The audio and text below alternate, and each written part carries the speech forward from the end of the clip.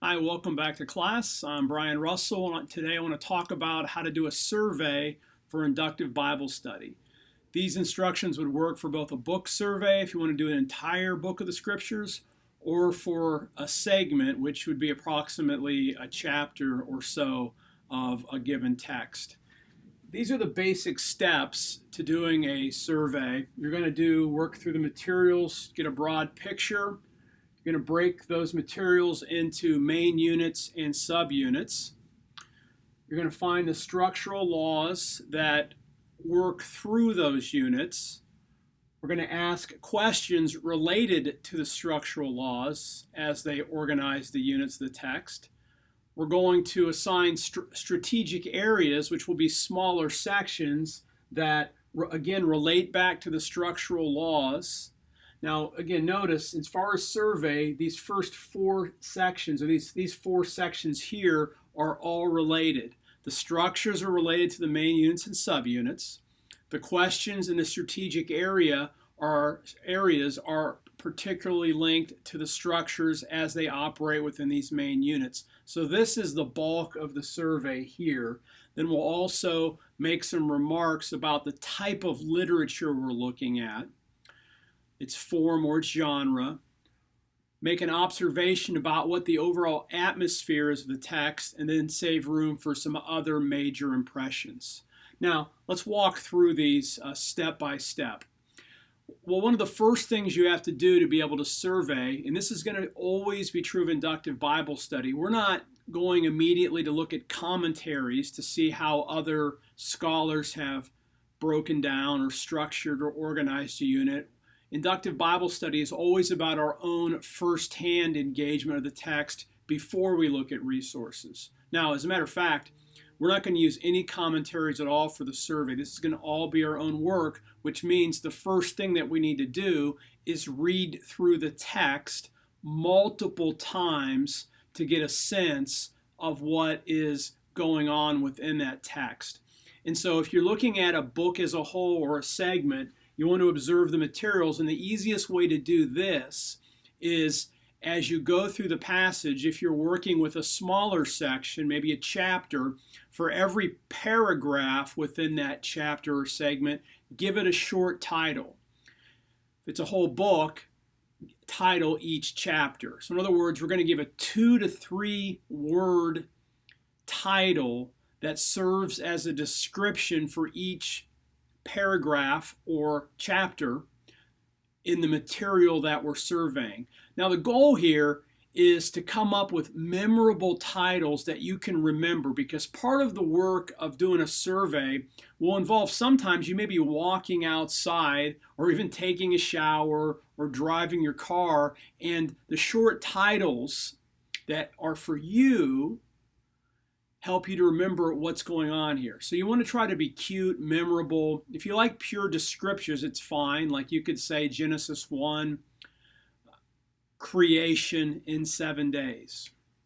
Or Genesis 2, God creates humanity. Or Garden of Eden. So you can make them descriptive, or you can be somewhat humorous that are also descriptive. So for example, John 3. Nick at night.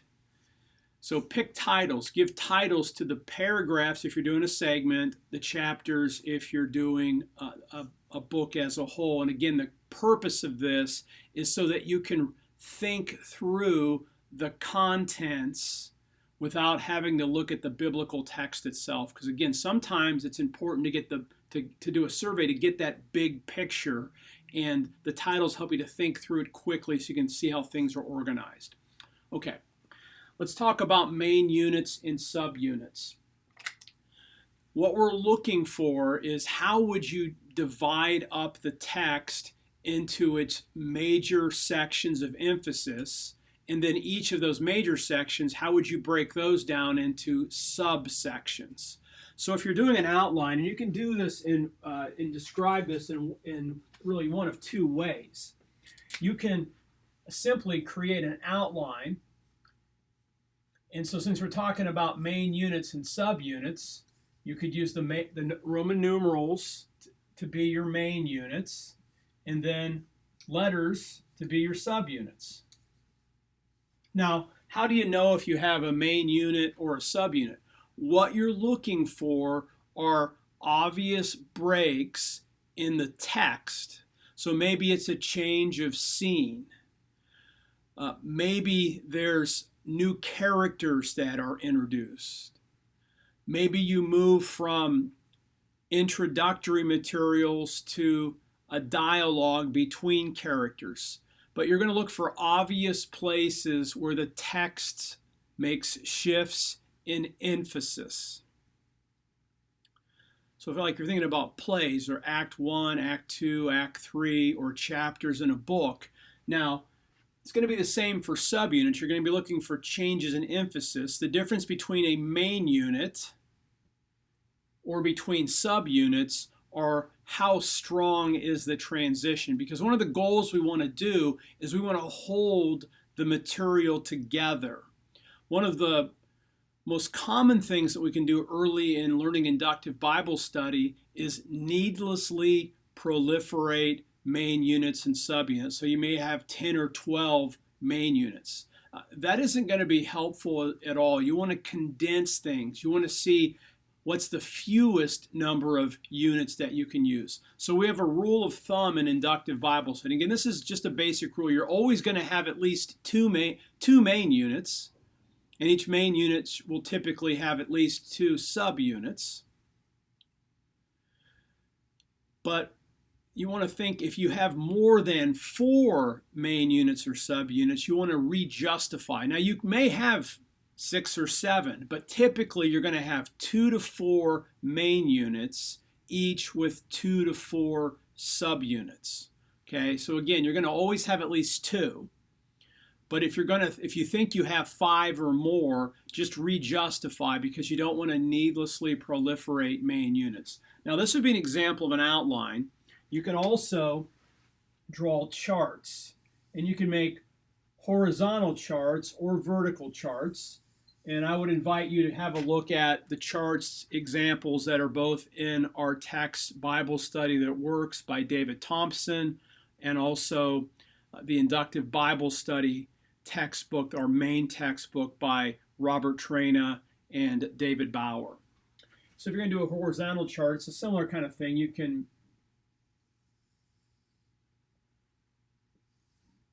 mark your main units this way. And then you can have your subunits. So here would be a main unit with 2 subunits. Here would be one with 3 subunits. We'll go back to 2 here. So it could look like that. Now, also, and I should have mentioned this already, you want to make sure you always list and cite your verse references and also give titles. So you're going to have a descriptive title here. Now, these aren't going to be cute titles. These would be your actual titles now. So give a title and then make sure that you give the verse references. Just making some references up here. So always cite references, because it's going to be important for later when you come back to your work, and you may come back to your work years later. I still have in my office all of my inductive Bible study assignments that I did between 91 and 94 when I was in seminary, and I have all my work since then on my computer files, and so I can look at a survey that I did up to 27 years ago, and I can start and figure out exactly what I was thinking because I have clearly marked main units, subunits with verse references, so make sure you do that. All right, so that's main units and subunits. You're going to, again, break up the material based on changes in emphasis. I'm also going to show you the next thing. Sometimes the structures will help us to figure out main units and subunits. Now, before I erase these materials on the units and subunits and go write the structures, I want to talk about the relationship between these things.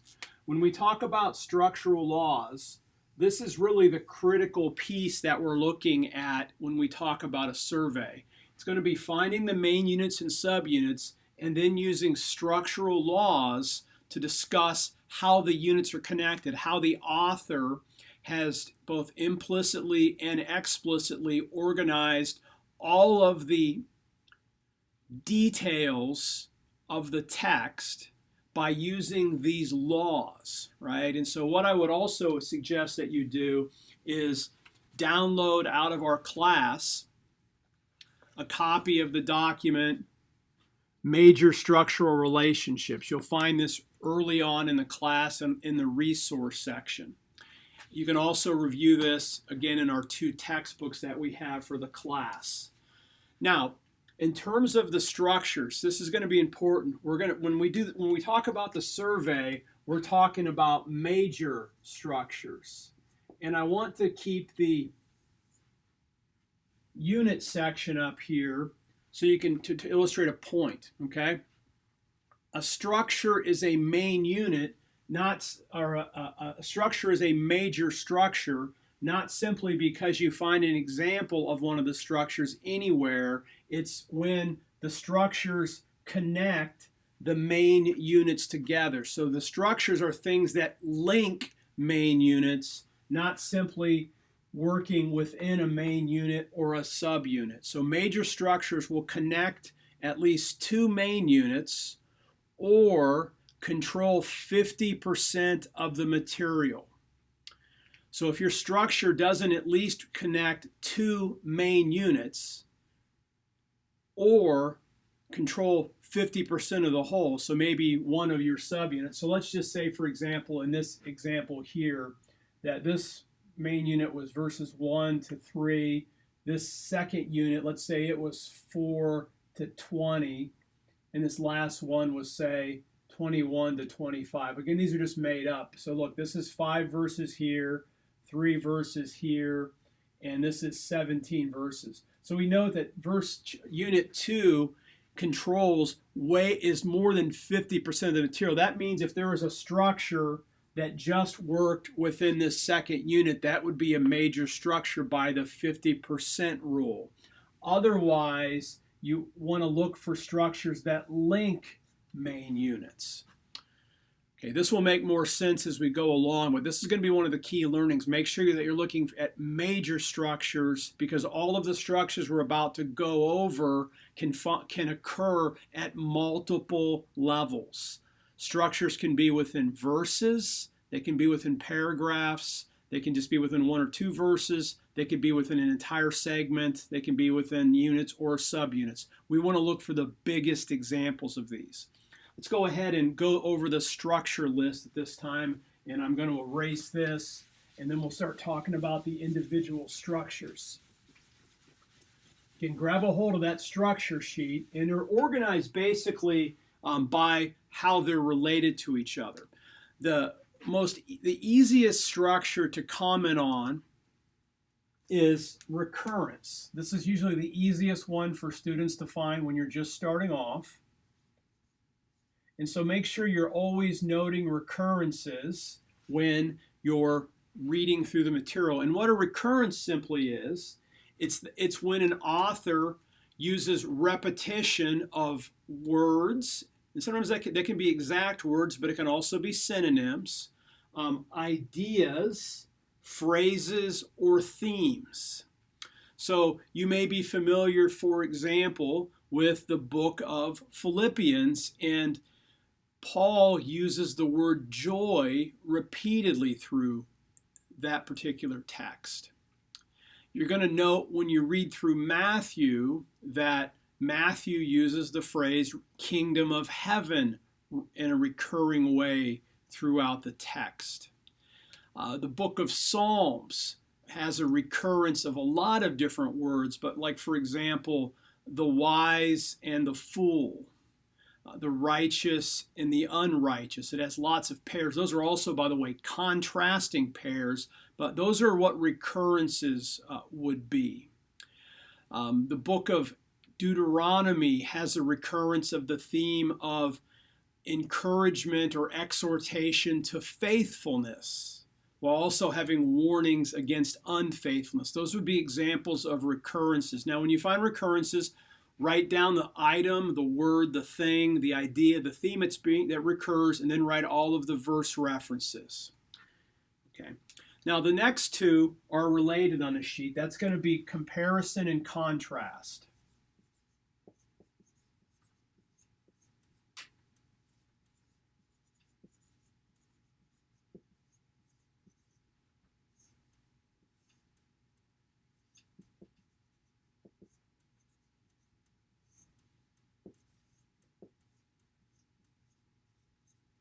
Now, contrast and comparison are related.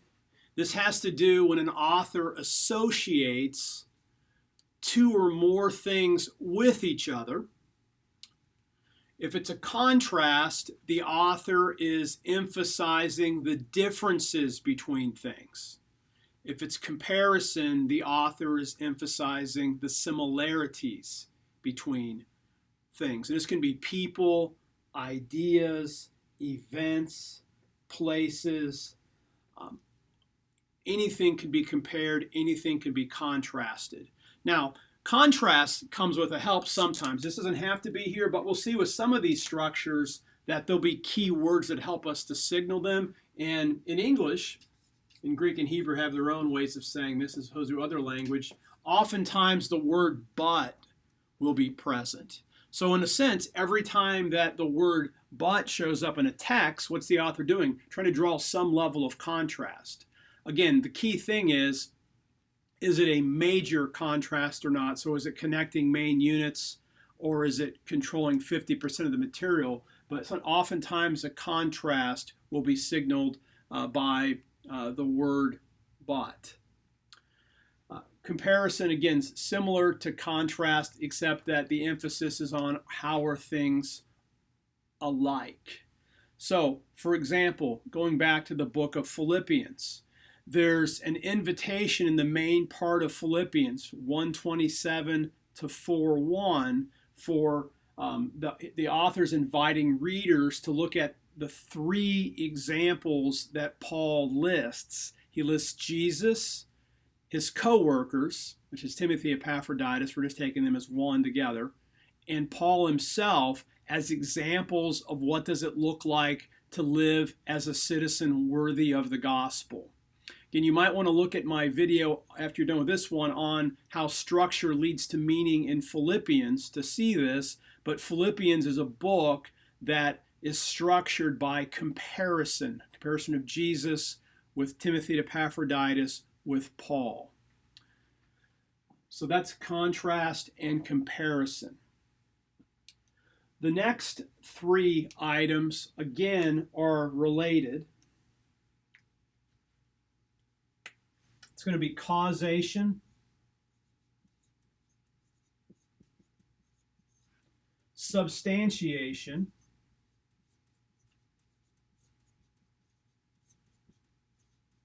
and instrumentation.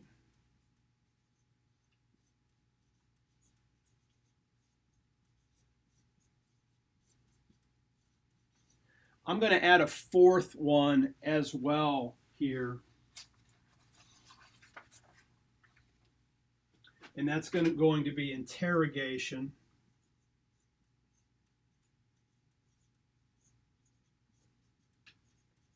Also known as problem solution.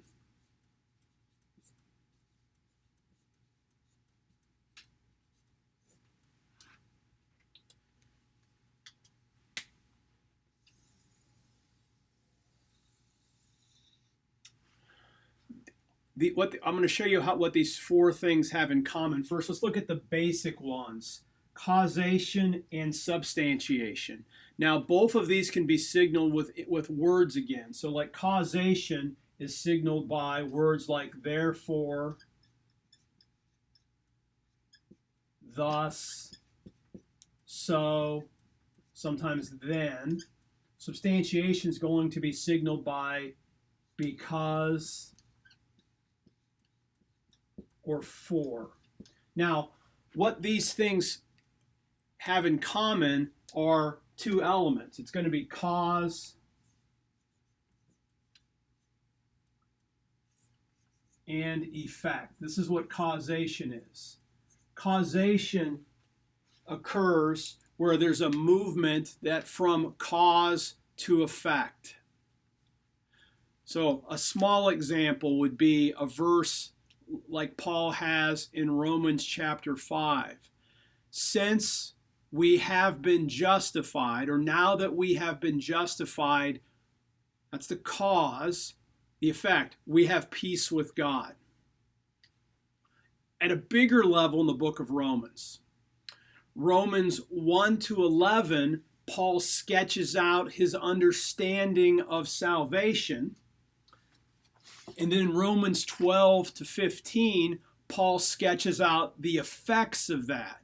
What is true since everything Paul says in chapters 1 to 11 are true. And so Paul signals that in Romans 12 with a therefore. Therefore, I urge you, brothers and sisters, in view of God's mercy, what he just said in Romans 1 to 11, to offer your bodies as a living sacrifice, holy and pleasing to God. This is your true worship. So that would be an example of cause to effect. Substantiation is the opposite. This is where you have the effect first, followed by the cause. Or in this case, you might think the reason or the rationale or the substantiation. So this is if this is true, therefore, you get the effect. It's do this because or for. So an example here, and we'll see this immediately in Matthew's Gospel, chapter 4, verse 17, Jesus' initial words, his sermon, it's repent. That's the action, that's the effect, for the kingdom of heaven is at hand. You can think also of the book of Revelation. In chapters 1 to 3, John makes exhortations to the churches. And then in chapters 4 to the end, he gives the reason that he can give those exhortations. In other words, chapters 1 to 3 of Romans say essentially, live holy lives now because this is what's coming and the future is completely under control and that King Jesus is going to win and there's going to be a new heaven and a new earth. So that would be causation and substantiation. Now, interrogation is a form of causation where the movement isn't just cause to effect, it's actually from a problem to be a cause to an effect, which is the solution, or a question to an answer. So that's what interrogation is. So that's a movement from problem to solution to question to answer. And this could simply be as simple as the text will ask a question, and then the answer comes up. Shall we sin so that grace may abound? And Paul gives the answer to that. Or you can think of the way the book of Genesis is structured. This is more implicit, but Genesis 1 to 11 sets out the problem. God's creation, the way that God had intended for creation to be, has become marred and infested with sin so that humanity is lost and creation itself is broken. Genesis 12 to 50 offer the solution to that problem. God calls forth a new humanity, beginning with Abraham and his descendants. And those families are going to be the means by which God blesses all the nations of Genesis 1 to 11. So that'd be an example of an implicit problem solution. Now let's look at instrumentation. Instrumentation has to do with movements from a means to an end. So we're talking about purpose. Now, and this is a critical thing. What's the difference between causation, cause, effect, and instrumentation, means to an end? It's that the instrumentation presents the specific means, the intentional means by which a specific end is attained. You know, like I could accidentally drop this book on my foot and my foot would be hurt. So if the cause would be dropping the book, that'd be an accident, and then I would say, ouch. That would be, that's cause and effect. Now, did I do it on purpose? No. So this isn't instrumentation per se because it's not about purpose, right? And so it has to do with intentionality. And so instrumentation can do a couple of things. You'll either have explicit statements of purpose built into the text.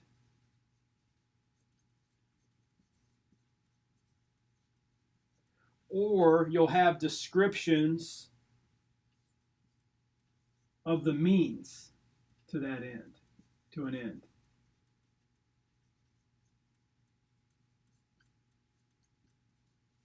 Let's look at a couple of examples. The clearest place of an example of a statement of purpose would be John's gospel.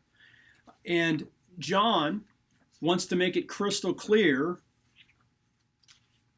or as clear as you can be with language, his reason, his purpose for writing the gospel. This is John 30:31. John writes, Jesus performed many other signs in the presence of his disciples, which are not recorded in this book.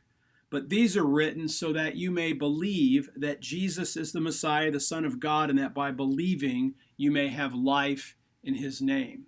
So there you go. John is fairly clear there. Again, there's always some interpretive issues there, but it's pretty clear that John has cited what his purpose for collecting the stories that he's communicated to his audience about Jesus. He wants them to believe that Jesus is the Messiah.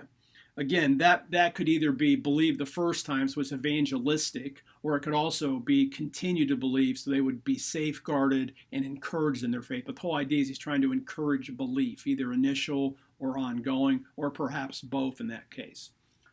Now, what's the description of the means to an end? This would be when the text specifically includes comments on the means to a particular goal that the author has. So like, for example, in the book of Deuteronomy, you have this whole setup where you have essentially, and this involves contrast also, you have obedience and you have disobedience. This is actually kind of a double instrumentation here. This is the means to blessing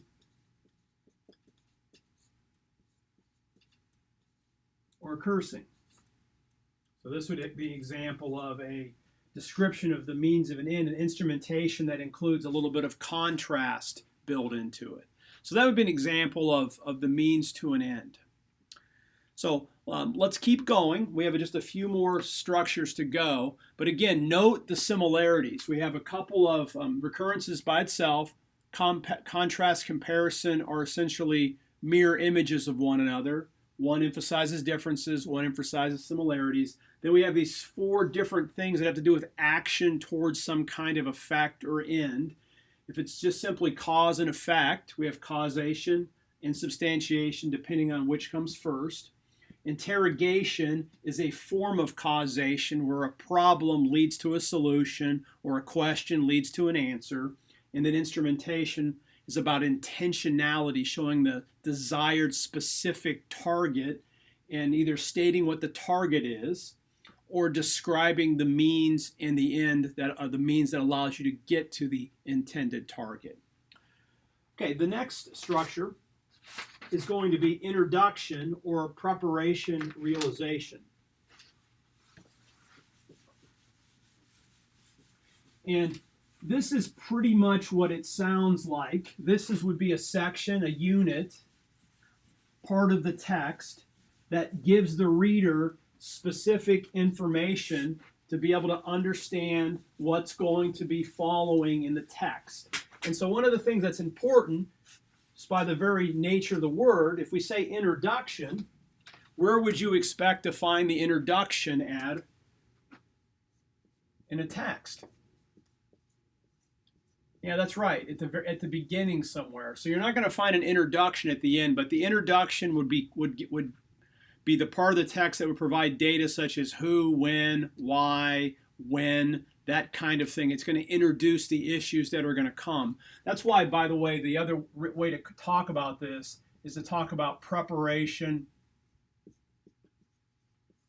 realization.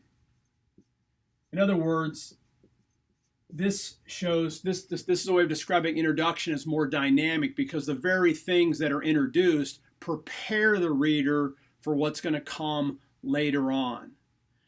I mean, what are some famous introductions? If you're looking at Luke's gospel, Luke begins with an introduction that talks about how he researched his writing of the Gospels. That would be an easy place to see an introduction. In Matthew's Gospel, as a whole, 1:1 to 4:16 introduces Jesus the Messiah by giving us stories about his infancy and then stories about his immediate preparation for ministry via his baptism by John and the temptation in the wilderness. So those stories serve as an introduction for what's going to be coming. Okay, if introductions is something that happens at the beginning of the text, a climax is the high point, or in some cases the low point. It's the climax of the story. So stories usually either build to a positive side or they spiral downward to some negative climax, but it's the unmistakable high, emphatic moment in the text where the narrative comes together in the piece of literature. Again, it could be from, it's always going to be lesser to greater, but it could end positively or negatively. So if a text is going to have a climax, it's not going to be in the middle of the passage. It's going to be somewhere near the end. It doesn't have to be the very end, but it's going to generally be the very end. So for example, Matthew's Gospel, what would the climax be? It's going to be the Great Commission, Matthew 28:16-20, when Jesus, the risen Christ, appears to his disciples in Galilee and then sends them out to do what? Make disciples of all nations by initiating them into the kingdom through baptism and then teaching them everything that Jesus had taught them. So that would be an example of a climax of a text. Now, there's a very complicated structure that we want to talk about. And I actually have a separate video that you can watch just about this particular one. This is called Cruciality or Pivot. Now, this is a very complex structure, so you want to be careful with it. This is a structure that describes a radical reversal in a narrative. Now, it can happen in certain psalms as well, so it doesn't have to just be in a narrative, but most often it's going to be in a narrative context. And essentially what this highlights is, and you have two kinds of crucialities or pivots. There's some stories that are going somewhere, they reach what looks like it's going to be a high point, they hit a pivotal moment, and then they radically reverse downward and reach a negative climax. So notice, the pivot isn't the climax. If you just have a climax, you have a climax.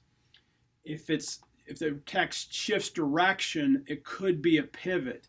Now, this doesn't just mean that you have a contrast, because what you're going to have here with cruciality is these two sides contrast with each other. But there's actually a pivot that exists. So there's a text in which there's actually a scene that shifts the narrative. And again, it can shift it downward, and there's other examples of pivot where the shift goes to something positive. Of the former, think about the fall. Genesis chapter 2, 4, and chapter 3. Chapter 2, everything's going great. Humanity, even God creates a partner for the man. There's perfection in creation, but then there's that scene with the serpent where Eve and Adam eat the forbidden fruit. And what does that do? That reverses the narrative and leads down to humanity being expelled from Eden. David's life in 2 Samuel was like this. Everything's going great for David. Then you have the Bathsheba affair and then David's life spirals downward, and so you have kind of a train wreck within his family envelops for the rest of 2 Samuel. Then you wonder, is there even going to be a successor to David? Examples of positive pivots would be the book of Esther, in particular, the fate of Mordecai, Esther, and the Jews. It looks like everything is going downhill. Then you have the pivotal scene with Esther and the king and Haman. And the king sides with Esther, and everything goes well for the Jews. By the way, Haman in the book of Esther experiences simultaneously the opposite. So there's like a double pivot with the book of Esther. Now, before you find a cruciality, make sure that you have the elements that we just said. There's going to be a contrast on both sides. So that all the good over here is reversed, or all the bad over here is reversed for the good. There's going to actually be a text in which there's the shift that creates the shift. So there's going to be a cause and effect here. So the pivot will be the cause of this. There's also cause and effect here. So the good things cause in some way the introduction of the pivotal passage, which then becomes this effect, and then there's going to be climax. So notice all of those other things have to be present for you to have a cruciality, but you can watch out for those in the passage. Just a couple more structures and we'll have this wrapped up. Two more related. The next set are called particularization and generalization, and actually summarization. So actually the next three.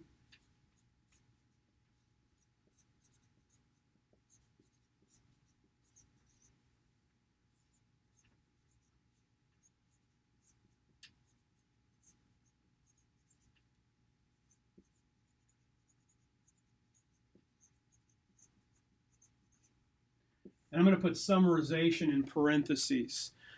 Now again, you can back this video up and review any of these, and also look at your textbooks because they also will have additional examples of all of these. And if you have any questions about them, send them to me so I can clarify these for you. This is really the big learning thing, because this is a lot of new language that you have to actually kind of appropriate. So make sure that you keep the structure sheet handy. I'll say this again, or several times, but for the first time, I kept the structure sheet in my Bible for doing inductive Bible study probably for the first 5 or 6 years that I was doing it. I don't know how long I actually needed it, but I kept it until it literally was embedded inside of me so I didn't need it anymore. Don't expect yourself in your initial weeks of inductive Bible study to remember all the structures. You want to be able to look through the structures and ask yourself, is there an example of this in this passage? Okay, so what is particularization? What is generalization? This has to do with the movement from general statements, from the general to the particular. And so particularization is general to particular. Generalization is going to be the particular to the general.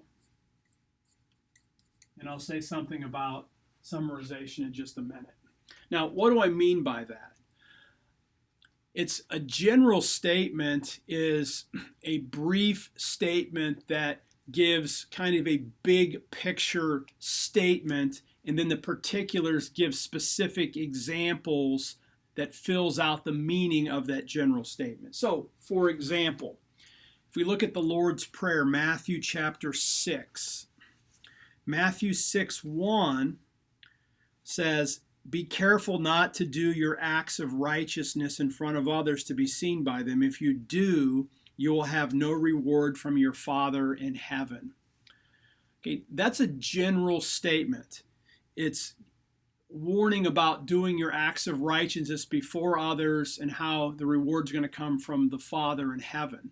If you look through the rest of chapter 6, you have 3 examples that show how that general statement can be operationalized. Jesus teaches on giving alms to the poor, on praying, and fasting. And in each of those 3 examples, they relate back to 6:1. In Ephesians chapter 5, you have a similar type of scenario where in 5:21, Paul gives a principle. So a general statement is usually a principle. Paul says, submit to one another out of reverence to Christ. That's the principle. And then Paul gives examples on how wives do that, how husbands do that, how children are to do that, how fathers are to treat children, and then how slaves are to actually embody that. But the whole principle is mutual submission between all these different groups. Okay, that's particularization. You start with the principle, move to examples. The opposite is when you give examples and then move to a concluding principle. An example of a general statement would be something like Philippians chapter 4, verse 1.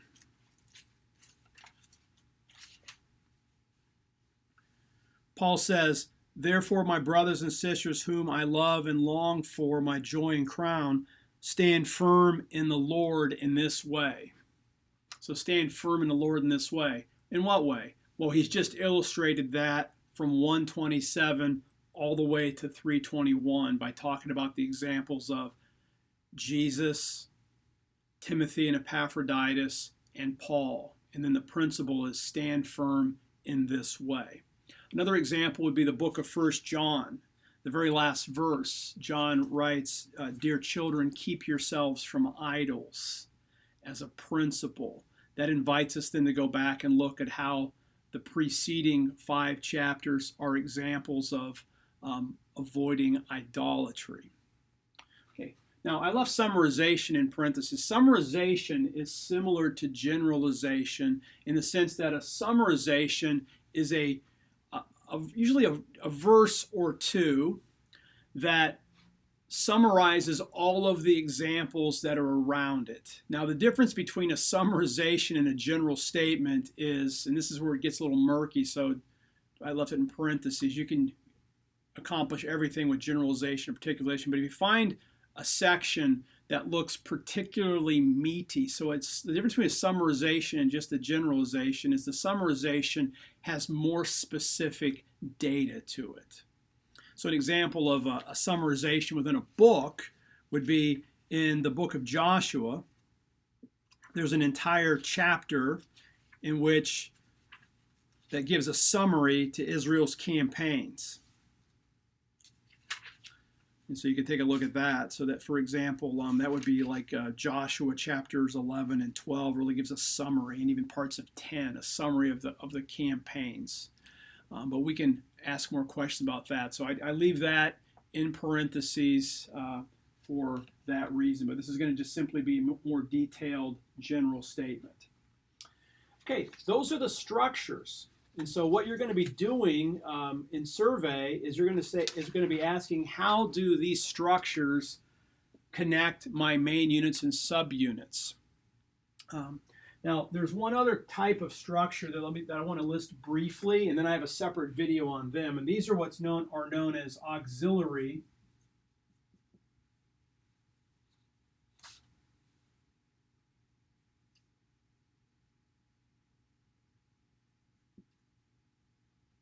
or rhetorical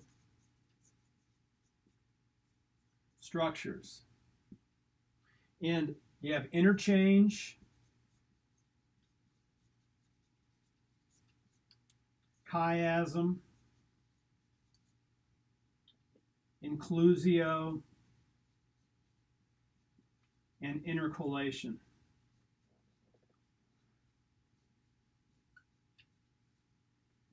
The first three are all specific types of recurrence. Now, the critical feature of these is these don't occur by themselves. These happen, and you need to connect them with another structure. Let me just explain them quickly. Interchange is where you find a pattern, essentially. So where the recurrence isn't just a thing, but maybe it's a pattern that maybe goes A, B, A, B, A, B. So for example, in 1 Samuel, you have stories about Samuel, then stories about Eli and Eli's sons, and then Samuel, Eli, Eli's sons, Samuel, Eli, Eli's sons. And the principle there is contrast, but it's a contrast by interchange. So you have this pattern. A chiasm is a pattern that repeats, that kind of functions like a mirror image. This comes after the Greek letter chi, which looks like this, and an X is, well, chi, you can flip it over. And this is where you would have something like A, B, and then there's a center usually, or it can just be A, B, B, A, then it repeats. So you'll have a structure where you have an unpacking. So listen to this phrase in English. A lot of kind of proverbial sayings will be structured by chiasm. When you change the way you look at things, the things you look at change. When you change the way you look at things, the things you look at change. You can write that out in English. You can see you get an ABC, CBA on that type of an element.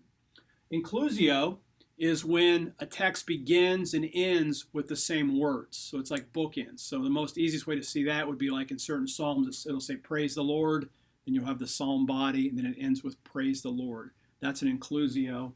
And then an intercalation is where you'll have a narrative, and then in the middle of a coherent narrative, there's a totally different story that's inserted.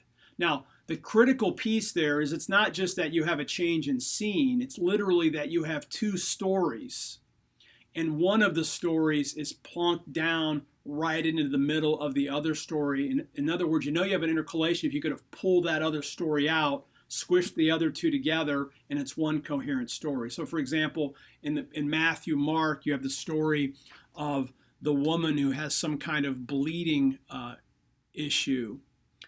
And in the middle of the story of, actually, the story of the woman with the bleeding issues, her story is inserted into another story where Jesus has to go at the request of a synagogue ruler whose daughter has died or fallen ill. And so then you have the story of this woman who touches Jesus embedded into the middle of that. So that's intercalation.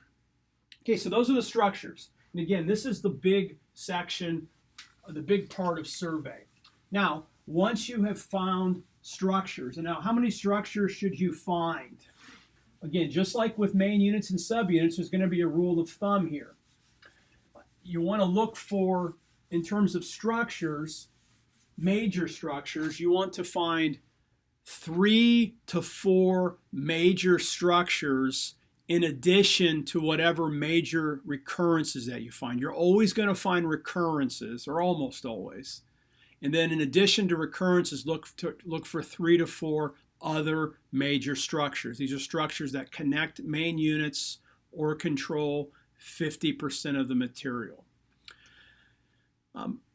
Now, if you want to see what a survey looks like, I have an example. You can see the survey that I do for you on Philippians on the video, how structure leads to meaning. That has a lot of interpretation built into it, but you can see how I got the main units and subunits, and then how I found structure within that. You can also look at a video that I have of a survey of the book of Exodus that you can see as kind of a model for what this is going to look like.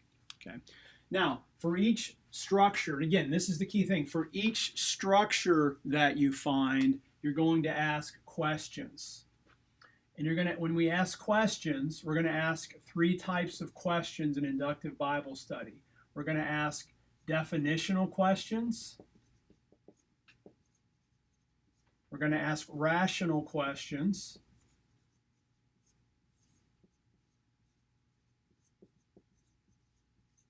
And we're going to ask implicational questions.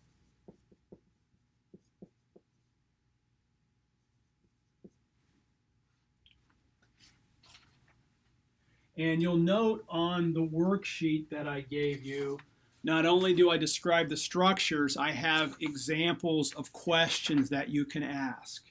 So for example, let's say that we're working on a survey of, let's go back to our example from 1 Samuel, and we've noticed that there's a contrast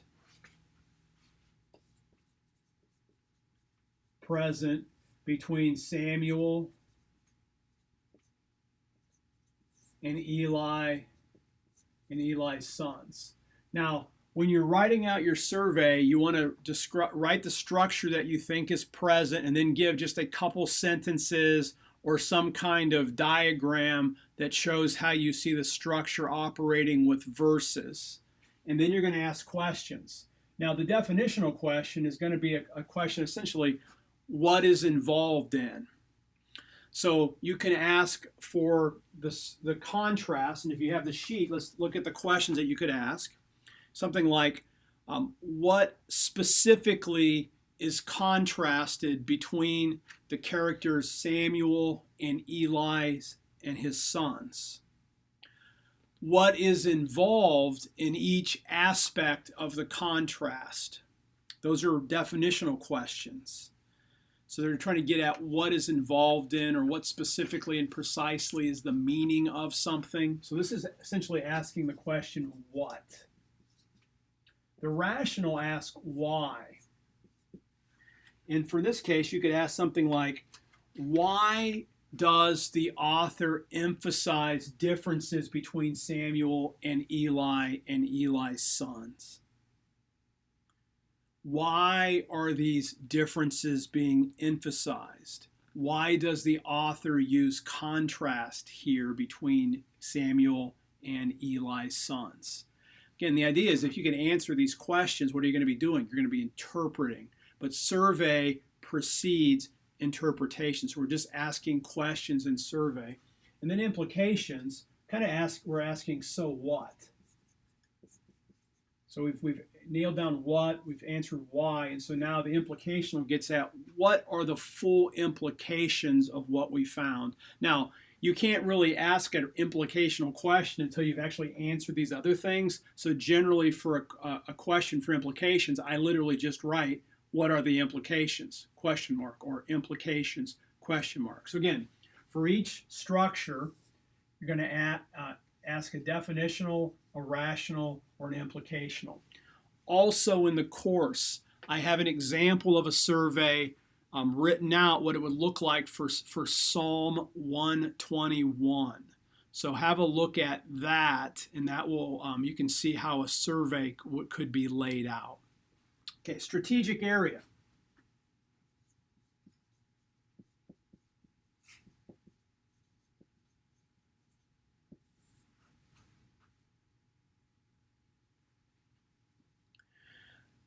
For every structure that you find, you want to think, what small part of the whole text can I identify that best represents that structure? Because here's the idea. IBS is to try to save you time. You're not going to have time to chase every rabbit that comes out of a hole, and to go down every rabbit trail, to look at every single verse, study every word, every phrase, because you just don't have that much time.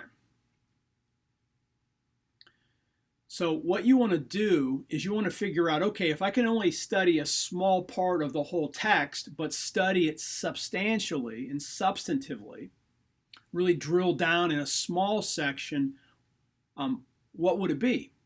And we pick those sections out based on the structure, with the assumption that the structures are the ways that the author has organized the data. So if I focus on the structure, the author will lead me to the meaning. So the best place to start an interpretation would be the smaller part of the whole that illustrates each structure.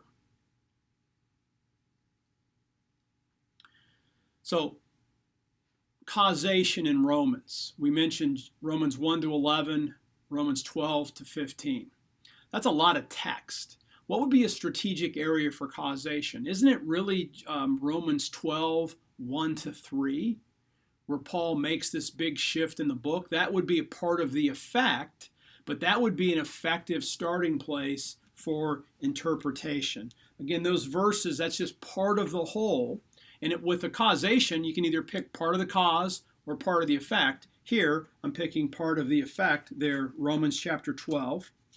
And so that would be an example of a way to pick a small section of the whole that best represents causation in the book of Romans. Again, note there's some element of subjectivity here because I'm making my best guess based on the survey work that I've done so far. Now, the key thing is for every structure that you have located, you're going to have a strategic area.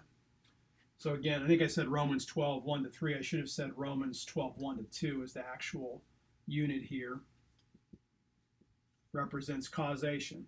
So again, this section here with strategic area, every structure that you find needs to be represented in some strategic area. So you don't just list out verses that you like.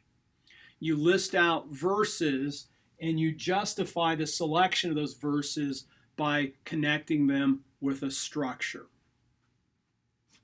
Again, I have a separate video on strategic area. Okay, literary form and genre. This is probably these next couple things are the easiest ones to grasp, so this video is almost done, so just hang with me for just a couple more minutes. Literary form and genre, and you can find a list of these in the Bauer-Traina textbook. These are things like, is this piece of literature, is it biography? Is it history? Is it instructional or hortatory? Is it apocalyptic? Is it prophecy? Is it poetry? Is it wisdom literature? Those are the types of descriptions that we're going to talk about. Is it a parable? Is it genealogy? Those are all examples of forms or genres. And this is, again, just a preliminary assessment. You can always change your mind later. By the way, everything in Inductive Bible Study, you can always change your mind if you get additional evidence. So this just gives you a place. And the key thing here is if you think a text is a certain type of genre, that's going to give you some instructions on how to read it. Because you read a poem differently than you read a story. You read a genealogy different than you read a piece of apocalyptic material. They have different assumptions and different strategies that are involved in reading and interpreting these different things. Okay, atmosphere is even more straightforward. The atmosphere has to do with the tone or the mood of the passage. So if you think the text is really exuberant, write down exuberant. It just has to be, pick 2, 3, 4 adjectives that capture the quality, the tone, the atmosphere, the mood of the text. And what this serves as is a check to you as a reader as you go forward. If you think the text is really somber, but your interpretation is really happy, maybe you're misreading. Or if you think the text is really happy and you're super excited, but actually the literature itself is very sad or dramatic. You just want to make sure that your interpretation matches the expectations that you would have given the atmosphere. And then other major impressions. This essentially is a place to include any data that you found particularly interesting that doesn't fit into these other categories. So maybe you find some small structures that you've noticed that you don't think are major because they don't control 50% of the material or connect main units, but you want to remember them. So you could put those here. You can also use this section to collect data about signals within the book itself of who the author is, who the audience was, when the book would have been written, things that historical critics would work on. You can use that use that for these materials. Or you can also list some themes and things. This is just things that you don't want to forget that you discovered while doing the work of the survey that don't necessarily fit into these categories. Okay, we've been at this long enough, so feel free to email me questions, but this gives you an overview of how to do a survey. Again, make sure you look at the structure sheet, and you can look at those additional resources that I have, as I have some other videos that are much shorter that break down these pieces into individual parts. And if you have other questions, let me know. I'm Brian Russell. It's my privilege to serve you this semester. Thank you for watching all the way to the end, and we'll see you next time.